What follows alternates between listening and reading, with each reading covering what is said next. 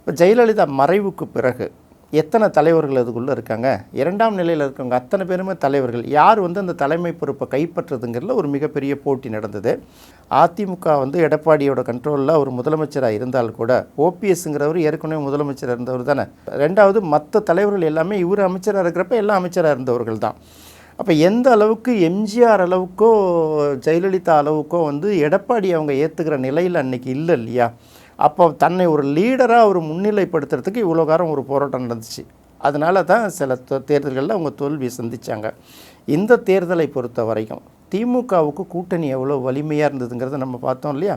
திமுக, காங்கிரஸ், மதிமுக, விடுதலை சிறுத்தைகள், இந்திய யூனியன் முஸ்லீம் லீக், அப்புறம் இன்னும் சில முஸ்லீம் கட்சிகள், விடுதலை சிறுத்தைகள், இப்படி பார்த்திங்கன்னா மிகப்பெரிய வலிமையான கூட்டணியை அவங்க கட்டமைச்சிட்டாங்க.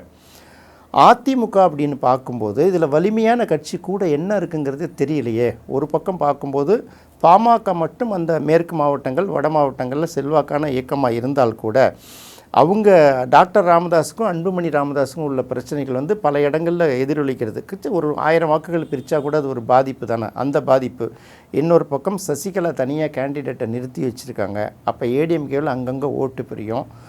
டிடிவி தினகரன் வந்தார், அவர் வந்தாலும் ஓரளவு ஓட்டு சேர்ந்துருக்கும். அப்போ வலிமையான இயக்கம்ங்கிறது இந்த பக்கம் இல்லை. இன்னொரு பக்கம் பிஜேபி அந்த கூட்டணியில் இருக்குது. அப்போ பிஜேபி அந்த கூட்டணியில் வந்துட்டாலே சிறுபான்மையினருடைய வாக்குகள் வந்து கிடைக்காது. இதையெல்லாம் கடந்து தான் அதிமுக போராடி கிட்டத்தட்ட இத்தனை இடங்களாவது ஜெயிச்சிருக்கு. அது சாதாரண விஷயம் கிடையாது.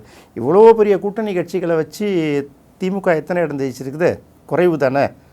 அப்போ அதை கம்பேர் பண்ணும்போது அவங்களுடைய கூட்டணி பலத்தை ஒப்பிடும்போது அவர்கள் அதிகமான இடத்த தான் பிடிச்சிருக்காங்க. ஆனால் வந்து சட்டமன்றத்தில் அதை ஏற்றுக்குவாங்களா?